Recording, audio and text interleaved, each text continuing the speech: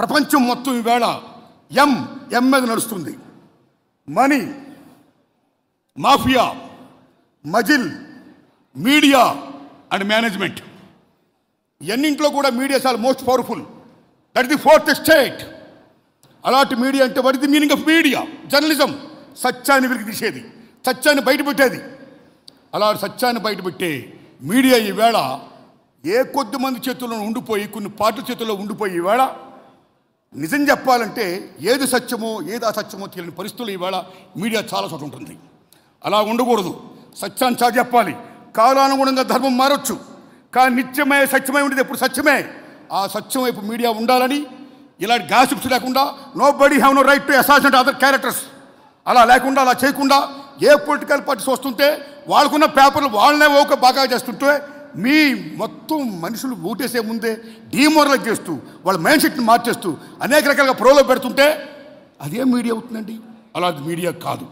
అలాంటి మీడియా కాకుండా ప్రజల పక్షంగా సత్యం వైపు ఉండాలని, అందులో ఈ తెలుగు వన్ ఛానల్ మున్ముందు ఉండాలని నేను కోరుకుంటూ, రామోజీరావు గారి శిష్యుడిగా నిజంగా నేను ఇవాళ ఆయన రామోజీరావు శిష్యుడినా. నేను ఆ మహానుభావుడు ముందే ఊహించి అనేక రకాలు పెట్టాడు. ఆయన సక్సెస్ లెజెండ్ అయ్యాడు. ఆయన మహానుభావుడు కీర్తి రామోజీరావు గారు మళ్ళీ ఆయన బాటలో పయనిస్తున్నాడు. ఈయన ఈ రవిశంకర్ గారు అలా మున్ముందుకు వెళ్ళాలని కోరుకుంటూ, థ్యాంక్స్ అండి. నమస్కారం. మీకు మా రమణ సార్ని కోరుకుంటున్నా. మాతృభాష చాలా గొప్ప చెప్పారు అందరూ. ఎస్, మన తెలుగు వాళ్ళని. ఎస్, అయితే మన రవిశంకర్ గారు కూడా తెలుగు అని పెట్టి వెనకాల పక్కన వన్ అన్నాడు. ఆయన గుర్తు పెట్టుకోండి. వన్ ఇంగ్లీష్లో పెట్టాడైనా, తెలుగు అని రాశాడైనా, తెలుగు ఒకటనలా, ఆయన తెలుగు మొదటి స్థానం అనలా, తెలుగు వన్ అని మళ్ళీ ఇంగ్లీష్లో పెట్టాడు. వన్ను వై బికాజ్ ప్రపంచం ఇవాళ గ్లోబలైజేషన్ అయిపోయింది, మెకనైజేషన్ అయిపోయింది. ఇవాళ ఉద్యోగాలు కావాలంటే ఇంటర్నేషనల్ లాంగ్వేజ్ ఇంగ్లీష్ కావాలి, ఇంగ్లీష్ రావాలి. అమ్మ భాష మాతృభాష తెలుగు అయితే నడిపించే భాష నాన్న భాష ఇంగ్లీష్. మేము పేదవాళ్ళమి. అందరూ రమణ గారు లాగో, న్యూటన్ లాగో, సర్వేపల్లి రాధాకృష్ణ లాగో ఐక్యూ చాలా గొప్పగా ఉండదు. 90% చాలామంది చదువుకోవాలి. ఒక విజ్ఞప్తి చేస్తున్నాను రమణ సార్. మా ఊళ్ళో ఫస్ట్ బిఏ చదివాను నేను. ఆ రోజుల్లో మీరు నమ్మండి, మాలాంటి పేదవాళ్ళందరూ కూడా ఇంగ్లీష్ రాక చాలాసార్లు ఫెయిల్ అయ్యాం. ప్రథమ స్థానం నుంచి ఎప్పుడు కూడా మాకు ఇంగ్లీష్ లేదు. మేము బిఏలు, ఎంఏలు, ఎంకామ్లు పాస్ అయ్యి ఉద్యోగాలకు వెళ్ళాం. ఉద్యోగాలకు వెళ్ళినప్పుడు ఇంటర్నేషనల్ లింక్ లాంగ్వేజ్ ఇంగ్లీష్లో ఉండడం వల్ల ప్రశ్నపత్రాలు మేమందరం ఫెయిల్ అయ్యాం. మేమేమయ్యాం? గుమ్మస్తాలు అయ్యాం, ప్యూన్లు అయ్యాం, అటెండర్లు అయ్యాం.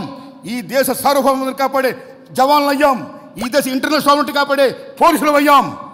కానీ ఇంగ్లీష్ మీడియం వచ్చిన వాళ్ళు ఏమయ్యారు? దే బికేమ్ ఐఏఎస్, కలెక్టర్లు అయ్యారు, ఇంజనీర్లు అయ్యారు, డాక్టర్లు అయ్యారు, వాట్ నాట్. చాలా గొప్పలేరు, వెరీ హ్యాపీ. కానీ విద్య ద్వారా ఏ సామాజిక న్యాయం వస్తుందని అంబేద్కర్ మహానుభావుడు చెప్పాడో, because of these Telugu and English అనే భేదం వల్ల ఇంగ్లీష్ వచ్చినాడు చాలా గొప్పోడైపోయాడు, తెలుగు వచ్చినాడు చాలా అటపతడపోయాడు. అది కాకోకుండా ఉండాలంటే, విద్య ద్వారా సామాజిక న్యాయం కావాలంటే ప్రాథమిక దశ నుంచి తెలుగుతో పాటు ఇంగ్లీష్ కూడా బోధించాలని నేను కోరుకుంటున్నా. కాబట్టి పెద్దలు మీరు కూడా దయించి మమ్మల్ని ఆ యాంగిల్లో మాట్లాడి, ప్లీజ్ నెక్స్ట్ సభలో ఇంగ్లీష్ కూడా మరవద్దని చెప్పండి. రమణ సార్, మీ దండం పెడతా.